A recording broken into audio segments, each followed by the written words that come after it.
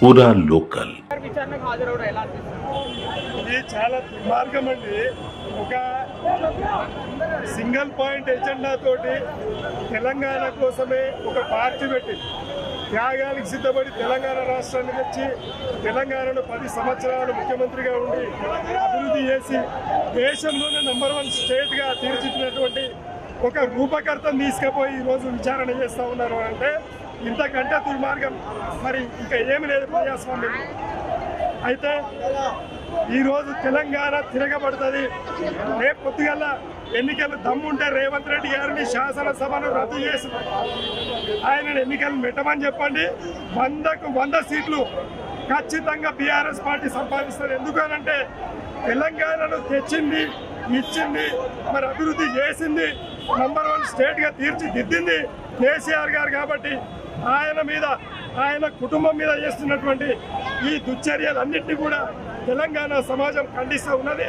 కాబట్టి కేసీఆర్ గారు ఉన్నన్ని రోజులు మరి తెలంగాణ చాలా చక్కగా పరిపాలన సాగింది. ఈ 15 నెలల్లో మరి ఇచ్చిన 420 హామీలు ఏవైతే ఉన్నాయో ఆ హామీలు తుంగలోకి ఈరోజు షరతులు వర్తిస్తాయని చెప్పి ఒక్క సంక్షేమ పథకం కానీ ఒక్క అభివృద్ధి పథకం కానీ రేవంత్ రెడ్డి గారు అమలు చేయలేదు. అందుకోసం డైవర్షన్ పాలిటిక్స్లో భాగంగానే మరి ఈ విధమైనటువంటి దుశ్చర్యలకు సిట్లను వేయడం, కమిషన్లు వేయడం, మరి అలాగే విచారణలు చేయడం, ఇవన్నీ మరి ఇది ప్రతీకార పాలనలో భాగంగా ప్రజాపాలన అనుకుంటూ ప్రతీకార పాలనలో భాగంగానే రేవంత్ రెడ్డి గారు చేస్తున్నటువంటి ఈ దుశ్చర్యలు దీన్ని మేము తెలంగాణ సమాజం పూర్తిగా ఖండిస్తూ ఉన్నదండి. అంటే 30,000 కోట్ల బడ్జెట్ నుంచి కాళేశ్వరం ప్రాజెక్టు 1,20,000 కోట్లకు పెరగడానికి కారణం ఏంటి అని ప్రభుత్వం అంటుంది. అవునండి, ఈరోజు భారతదేశంలో కానీ ప్రపంచంలో కానీ ఏదైతే ఎస్టిమేషన్ ఉంటుందో ఆ ఎస్టిమేషన్ మొదలు ఏదైతే ఎస్టాబ్లిష్మెంట్ శంకుస్థాపన చేసినప్పుడు ఒకలాగా బడ్జెట్ ఉండి శంకుస్థాపన దాటిన తర్వాత అవసరాలకు మించి ప్రాజెక్టులు కట్టేటప్పుడు ఖచ్చితంగా ఆ రుణం పెరుగుతుంది, ఆ బడ్జెట్ పెరుగుతుంది. దాంట్లో తప్పే లేదు.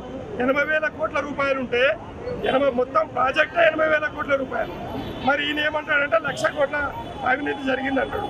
ఏ విధంగా అంటే ఇదంతా కావాలని ప్రజల మధ్యన కేసీఆర్ గారి కుటుంబానికి ఉన్నటువంటి అభిమానం కానీ, గౌరవం కానీ, ప్రేమ కానీ ఉంచివేయడానికి, అబద్ధాలను ప్రచారం చేయడానికే ఈ కమిషన్లు, సిట్లు, ఈ విచారణలు.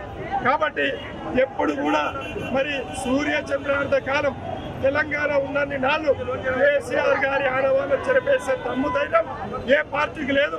భారతీయ జనతా పార్టీ, తెలుగుదేశం పార్టీ, మోదీ, చంద్రబాబు, రేవంత్ రెడ్డి చేస్తున్నటువంటి కుట్రలో భాగమే తెలంగాణ ప్రజల ప్రయోజనాలను దెబ్బతీయడానికి, తెలంగాణ రాష్ట్ర ప్రయోజనాలు దెబ్బతీయడానికి, కేసీఆర్ గారి ఆనవాళ్ళను చెరిపేయడానికి, తెలంగాణ ప్రజలను ఇబ్బంది పెట్టడానికి చేస్తున్నటువంటి కార్యక్రమాలే ఇబ్బంది. మేము దీన్ని ఖండిస్తూ ఉన్నాం.